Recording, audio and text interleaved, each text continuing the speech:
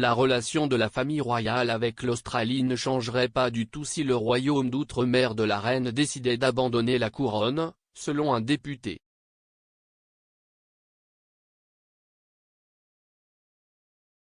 Le député travailliste australien Matt Thistlethwaite est convaincu que les relations entre le cabinet et les Australiens ne changeraient pas, même si le mouvement républicain du pays l'avait fait.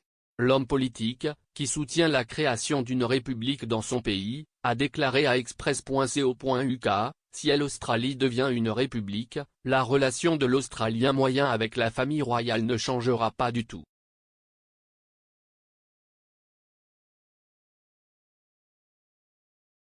Ils visiteront toujours l'Australie, ils seront toujours dans les nouvelles et dans les magazines à potins lorsqu'ils se marieront, auront un bébé ou seront impliqués dans un scandale.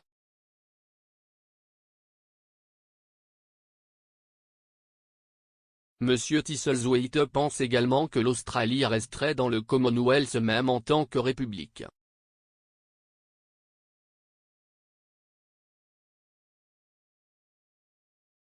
Il a poursuivi en disant, l'Australie restera toujours membre du Commonwealth.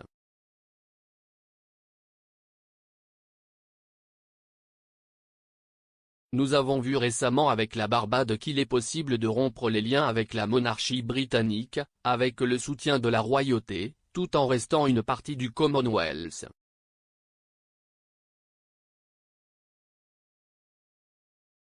L'Australie peut être la prochaine.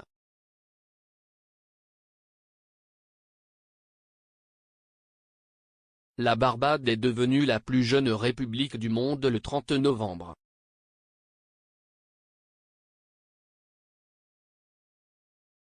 Le pays avait annoncé en septembre 2020 son intention de se débarrasser du monarque et a pris des mesures décisives au sein de son parlement pour pouvoir se séparer de la couronne 14 mois plus tard.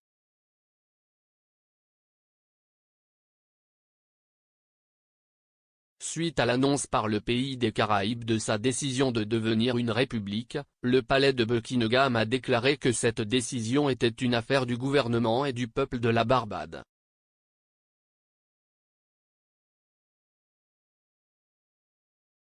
L'événement qui a mis fin à la décision de la couronne, et qui a eu lieu à l'occasion du 50e anniversaire de l'indépendance de la Barbade vis-à-vis du Royaume-Uni, a également été suivi par le prince Charles.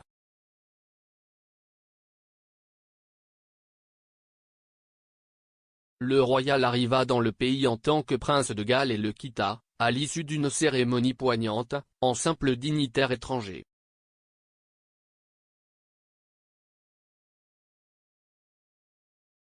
La reine est actuellement le chef d'État de 15 pays, dont le Royaume-Uni, le Canada et la Nouvelle-Zélande.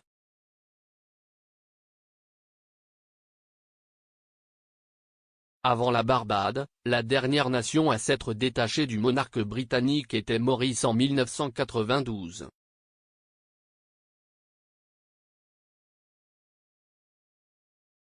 En 1999, l'Australie a organisé un référendum en 2 questions qui comprenait un choix sur l'avenir de la monarchie dans le pays.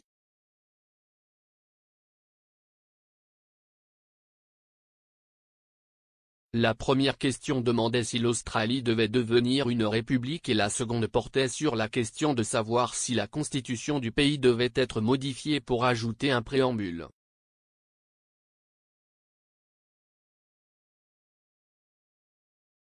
Les Australiens ont choisi de conserver la reine à la tête de l'État, les monarchistes obtenant 54,87% des voix contre 45,13%.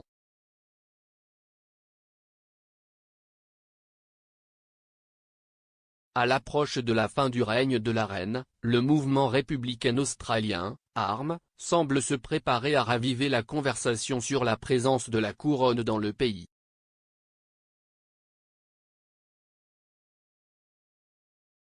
En mars de l'année dernière, il a annoncé qu'il établirait un modèle de république et a exprimé son espoir qu'un référendum soit convoqué dans l'année suivant la fin du règne de la reine.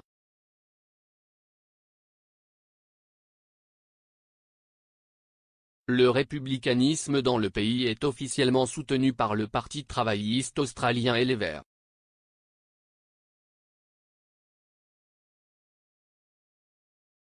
certains membres de la principale alliance de centre-droit sont également favorables à une république.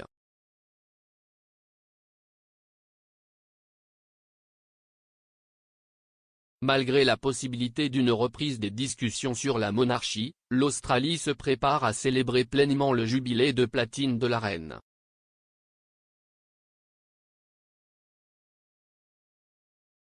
Le jour du Nouvel An, le Premier ministre Scott Morrison a dévoilé les plans de l'Australie pour renommer l'île de la reine Elisabeth II Aspen Island dans le lac Burley-Griffin de Canberra.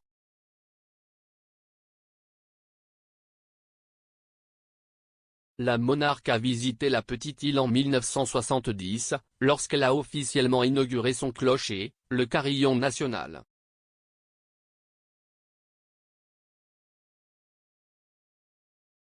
La cérémonie de baptême aura lieu lors d'un événement spécial en juin et comprendra également la création des nouveaux jardins aquatiques Queen Elizabeth.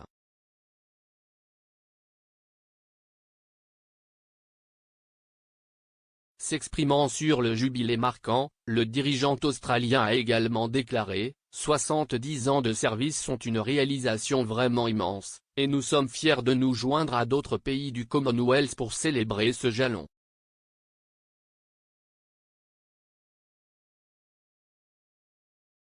Sa Majesté a toujours eu une profonde affection et des liens étroits avec le peuple australien.